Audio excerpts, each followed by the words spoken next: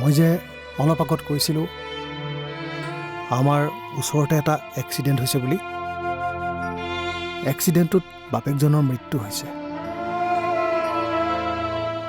আৰু আমাৰ হৃদয়ৰ সমান এজনী ছোৱালীয়ে ৰাস্তাটোৰ ওপৰত চটফটাই আছিল।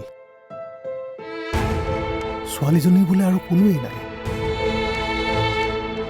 এতিয়া বাৰু সেই ছোৱালীজনী অকলে কি কৰিব? কলৈ যাব?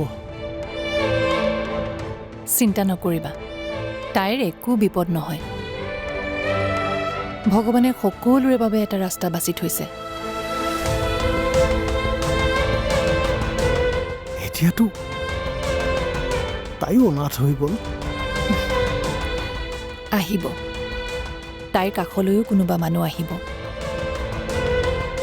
যিয়ে তাইৰ জীৱনটো সজাই তুলিব।